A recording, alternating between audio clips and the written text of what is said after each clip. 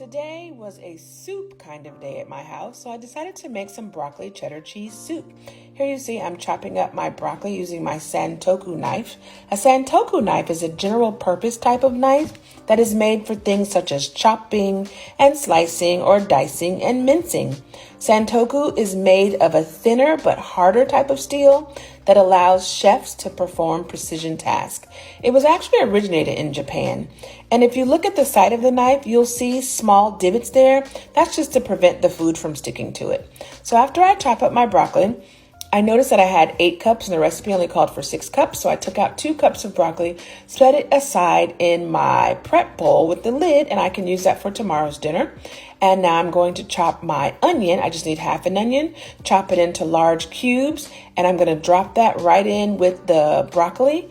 And I'm also going to add 1 cup of spinach and 2 garlic cloves. You don't have to chop the garlic, but you definitely do need to peel your garlic. Once you've got all that inside, then you're going to pour in your liquids. The liquids always go in the blender first. This recipe called for vegetable broth, but I didn't have any of that, so I used what I had. 2.5 cups of vegetable broth goes into the blender first, and 1 teaspoon of salt.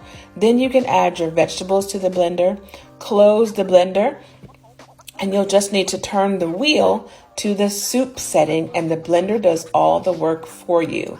It's going to actually cook the broccoli, and then it's going to blend a little bit. Then it will sit and the temperature will rise some, and then it will cook your broccoli some, and then it will blend your broccoli some. The process will continue.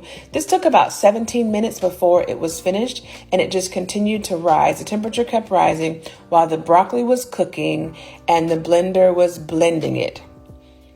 At the end of this process, you're going to have the most delicious soup. So while the soup was cooking, that's a good time to do a little cleanup. I washed the dishes and got the kitchen all cleaned up so that when it was done, we could all sit down to dinner.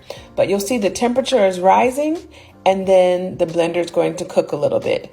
Then the temperature will rise some more, and then it will cook and blend a little bit more. Here, the temperature is up to 77 degrees. Now it's up to 200 degrees. And my soup is just about done.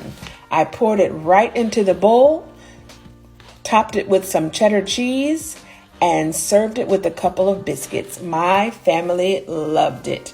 Here's the recipe for your enjoyment.